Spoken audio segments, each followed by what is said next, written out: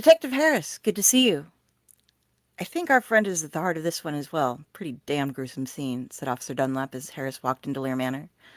The stench of burnt flesh and hair was overpowering, something that he was sadly becoming used to over the past month.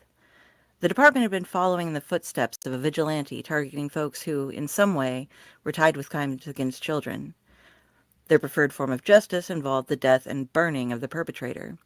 The weirdest part was the intensity of the fires. Each victim was left partially burnt, but the burns were intense, and they could find no traces of an accelerant.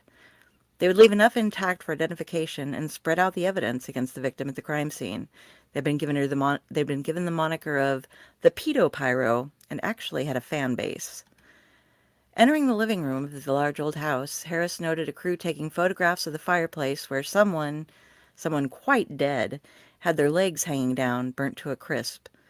Others were scattered around dusting for prints, taking photos of the overall crime scene, and sorting through paperwork and journals laid out neatly on a long table. I think we're going to have to bring someone else in for this one, Detective, if what this is looking like turns out to be true, Officer Dunlap continued. Gesturing to the table, he continued, "It's going to sound crazy, but I think our friend just bagged us the Tooth Fairy." The Tooth Fairy? Those killings have been going on for around 100 years. Pretty sure St. Nick over there isn't that old or capable. Most of them have to be copycats, said Harris. Oh, it's definitely not just him. But if this is correct, from what little I've glanced at, it's not so much a matter of copycats as it is a legacy. It goes back generations, starting with old Jeffrey Leary. This is huge. Harris sighed. And it's once again something we have to give credit to the Pyro for hunting down. Is there any evidence besides the journals, anything that can prove it? We're looking now. Usually they leave us all we need. It has to be somewhere. Maybe... Officer Dunlap was cut off as the body of Stephen Lear, dressed in a Santa suit and burnt thoroughly from his feet up to his chest, came tumbling out of the chimney. Some of the more scorched sections of his lower half broke off like little bits of used charcoal. Along with his body, a metal box clattered to the floor, rattling as it landed. Anyone want to place a bet on what's in the box?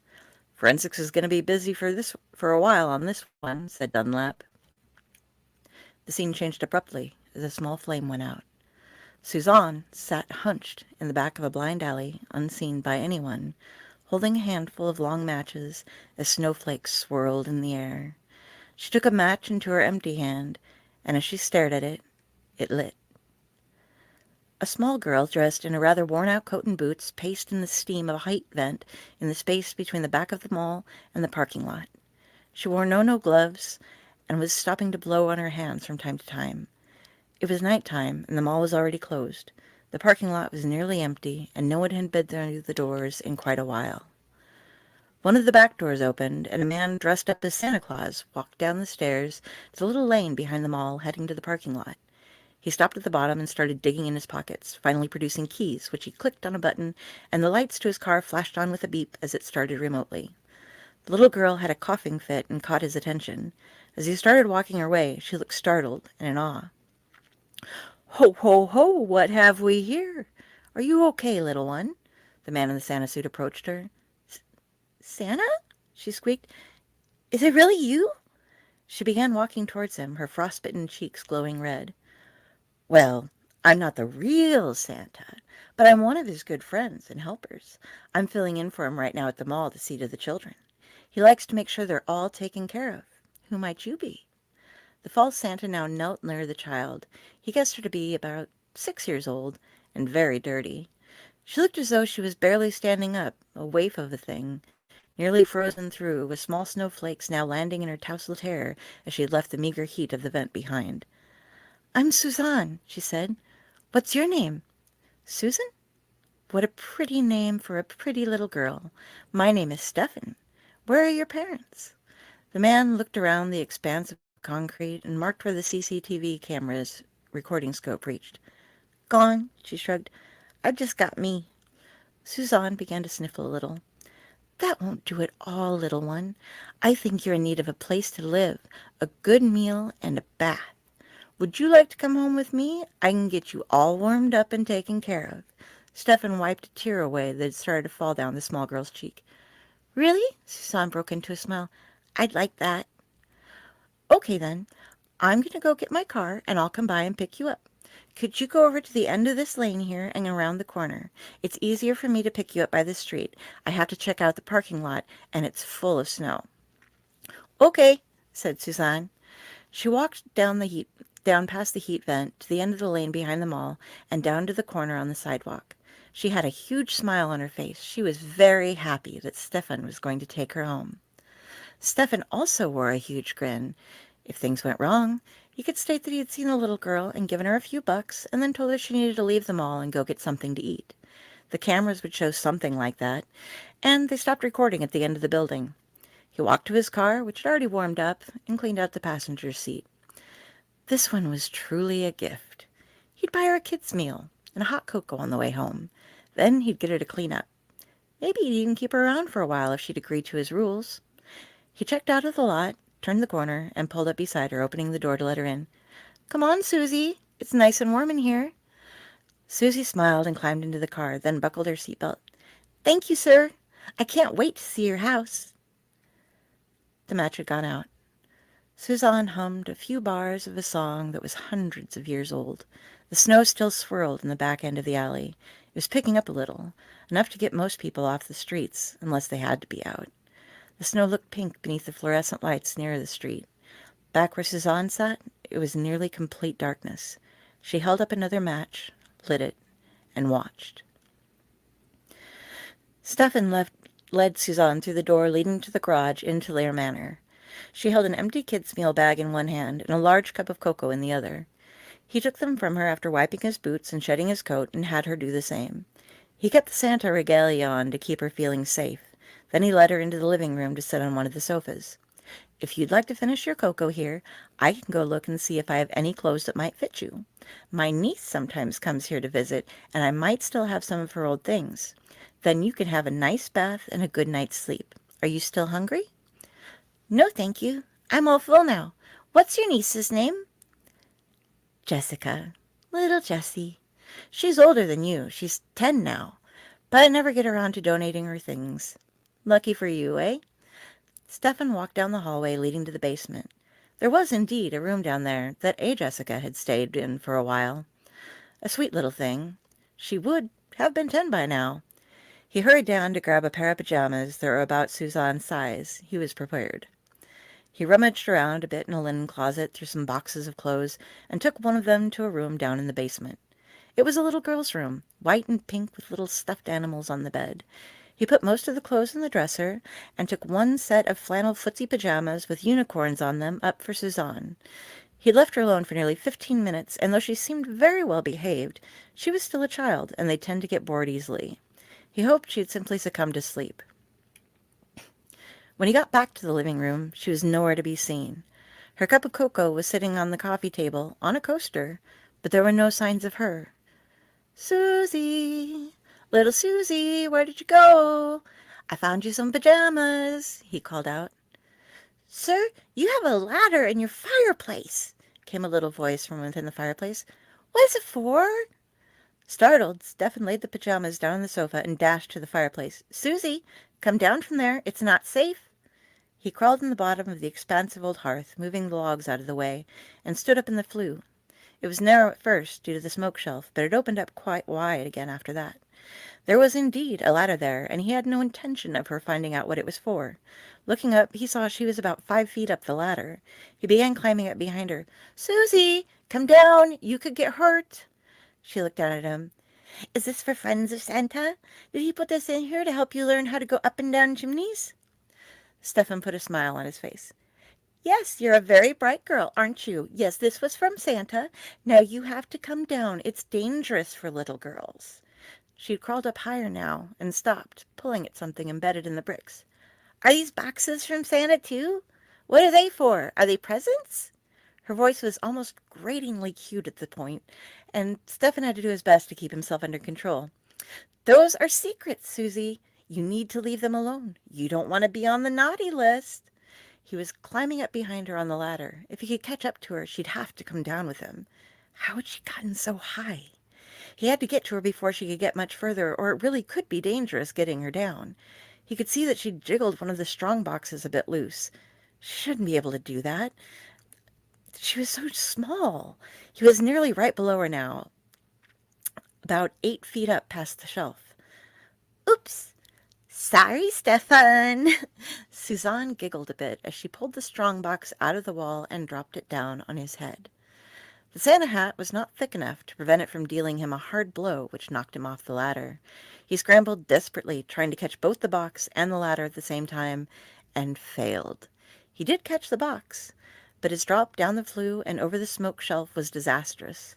The pain and the sounds of his bones snapping made him aware of just how bad things were. His inability to move after he landed proved it was even worse than that. Susie! Damn it! What the fuck did you do? Get down and get me some help! From outside the fireplace came the little girl's voice. Oh, Stefan, I just did what I came here to do. The voice was changing. It became a bit more mature. You're the naughty one. You and your family. Thank you for the cocoa, though. It's really good. I think I'll finish it in front of the fire. Who are you? Who the fuck are you? Stefan was stuck, broken and paralyzed in his chimney, his useless legs dangling down from the smoke shelf, with the rest of him crumpled upon it, the precious box in his hands. He couldn't move. He could only scream. As he heard the logs being rearranged beneath him, he yelled out again, Please! Please, no! You've already hurt me enough! Let me out! Please don't light it!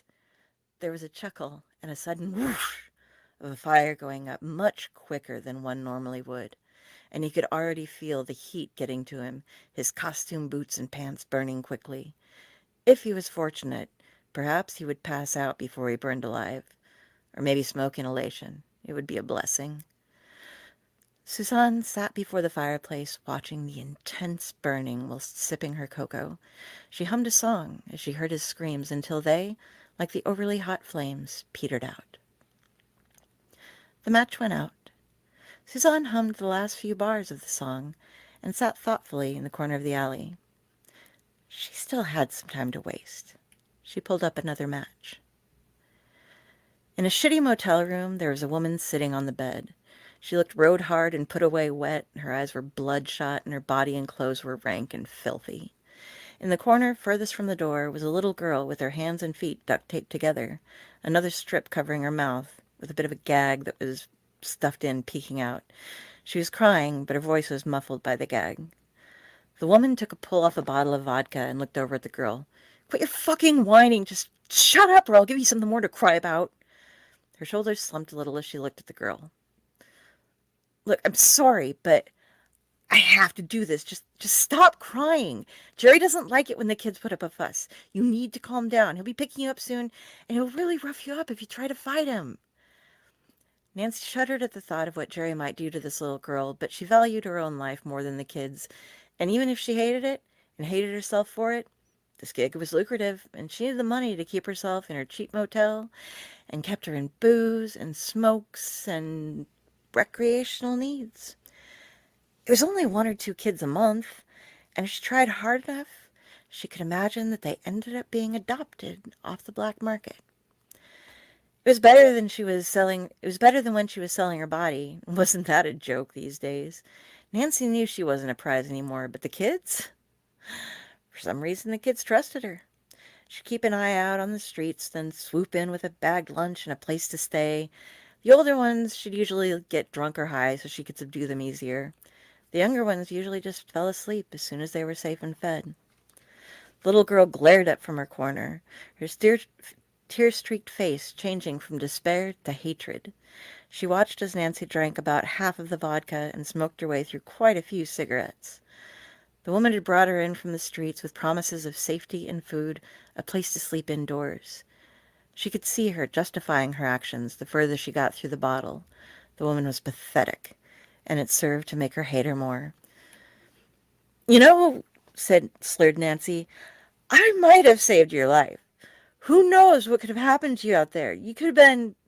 I mean, it might turn bad out there. There's a chance it could turn out better. The woman needed more to convince herself that she wasn't a total monster, that she might just be the hero of this situation. The hero with the little girl bound up in the corner of the room waiting for that asshole Jerry to come and pick her up and throw some money at her. She pulled out a glass pipe and put in a small amount of something from one of the baggies that littered the bedside table. One quick look at the girl, who was glaring at her over the duct tape, and she focused on the pipe. She flicked her light near the bowl, and suddenly there was fire. The pipe exploded. Pieces of molten glass, far too hot to have just been touched by flame, embedded themselves in the burning mass that was Nancy's face. Her hair lit up like a halo, and the shriek that was rising from her throat was drowned out by the sound of the concentrated combustion taking place around it. Her body flailed. She tried to drop the pipe that was stuck to her left hand and reached up to put out the flames, but it was impossible. Within seconds, her face and hair were destroyed. The former appeared melted, the latter simply gone. Her throat and lungs suffered severe damage from her attempts at drawing in a breath of pure flame. And then it was out. Nancy's body had dropped to the floor, pipe welded to one hand, completely unrecognizable and very, very dead. The little girl, somehow no longer bound and gagged, stood over her, head tipped to the side. Then she began to dig through the woman's purse. She took out her phone, a couple of scraps of paper with names and numbers on them, and sat them on the bed. Using the hotel phone, she made a 911 call and then stepped outside the room. No one saw her standing on the walkway as the emergency services rushed in. She waited until she was sure that the police had found the evidence she had left for them, and then she started walking away. Suzanne dropped the burnt matchstick with the others in front of her. There was probably about 2 inches of snow building up now, though it didn't get as deep back where she was in the alley. She looked towards the street ahead, at the swirls of snowfall dancing under the lights. There was next to no traffic now. It was getting late. Still, though, she had just a bit more time. She took one more match in her hand and gazed into the flame as it welled from the tip. A girl was yanked roughly out of a van outside of an old warehouse. After she was tossed to the ground, the man leading her tugged her up again by the ropes that bound her wrists together, pulling her towards the door near the back. The girl was about 12 years old and had a mark on her face from being punched earlier. She struggled to keep herself up, knowing that fighting would only earn her more violence.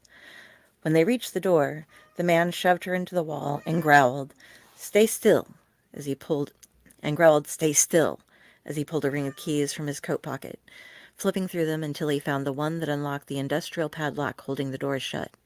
It was a heavy metal door that he pulled open and shoved her through. Inside the room were cages stacked 2 high, each about 3 foot square. Inside most of the cages were children. They ranged in age from 5 years old to early teens and looked frightened and tired. The man picked up an electric cattle prod. "Anyone want to try and yell at Uncle Jerry this time?" he snarled. "Want to show the new girl what happens?"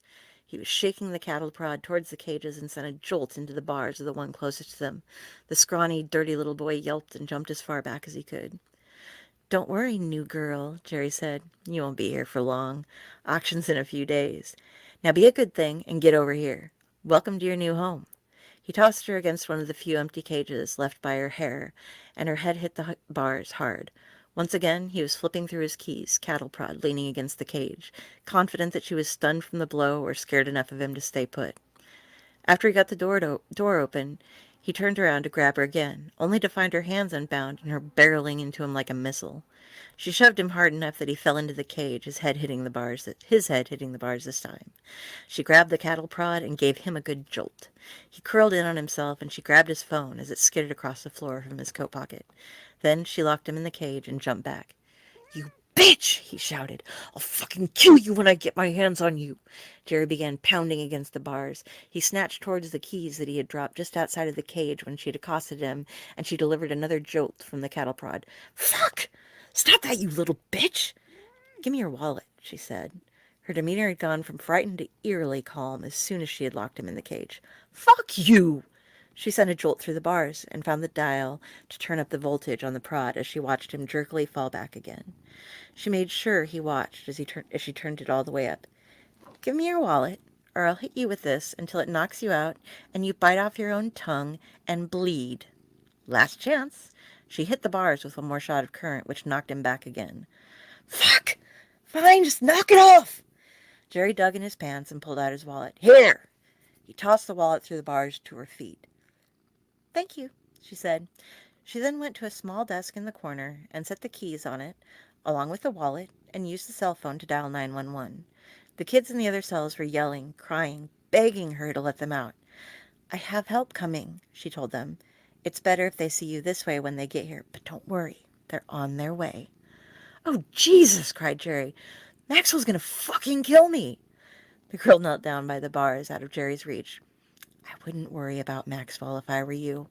"Fuck! You don't know! It doesn't matter where they lock me up. He can get me anywhere." "Not where I'm sending you," the girl stated. She looked over her shoulder at the caged children. "You might want to look away now." She stared intently at Jerry, and he started gasping for air, then making tiny little mewling noises of pain, as if he couldn't build up a scream. The inside of his cage began getting hot, a haze developing around him as he turned red. Then he started wheezing as he seemed to be burning from the inside out. The smell of him cooking caused some of the children to dry heave. Jerry collapsed in a final spasm of pain, with steam coming off of his body and as smoke expelled from his mouth and nose. The girl grinned, and then calmly walked out of the door to make sure that the emergency services once again replied to her call. When this match burned out, Suzanne let it fall to the ground. The other matchsticks disappeared, and from the darkness of the alley, something stood up. It didn't seem sure of what it should be at first. The shadowy figure started small, like a child. Then after a short bit of tilting its head and staring towards the street, it took on the form of a young teenaged girl, well-proportioned but poorly dressed. Someone who would clean up well, yet still looked neglected. She walked toward the street, her hair changing colors until it settled on a rich auburn. Decades ago, Suzanne had made a promise to someone who was dying. They had no control over that was Tashan nonsense, but she had cared about them, so she carried out her promise. He had asked her to protect the children. After his children, and then their children, had grown up, she had started going further. She was trying to protect all of the children as best she could. She had to learn with the times how to do so, but fire was always effective for her kind. She couldn't save them all. All she could do was take away the threats. As she reached the end of the alley, she leaned against the brick building beside her, showing off the figure she wore to its best advantage. She saw a van drive by and heard it pull over further down the street. "Try to be careful. We need this one. Maxwell is pissed. Jerry fucked up everything. We need to get her to the auction. Use the hypo if you need to, but try to sweet-talk her first. And no fucking hitting her. We don't want her looking fucked up." She could hear the whispers hidden beneath the snow. It was an advantage of being what she was. She put on a small grin for the benefit of the two men approaching her. She'd been slowly working her way up to Maxwell, with a few others that popped up along the way, like the Tooth Fairy. Even though she knew he disliked her, Suzanne was tempted to leave a card for Detective Harris when she finished up with this one. Surely it would make a good Christmas present for the man. She just had to resist taking any action before the auction. The men got close. "Hey, girl, where's your coat? You look cold out here. You want to come with us and get warmed up?" "Sure," Suzanne smiled slyly. "I'd love to."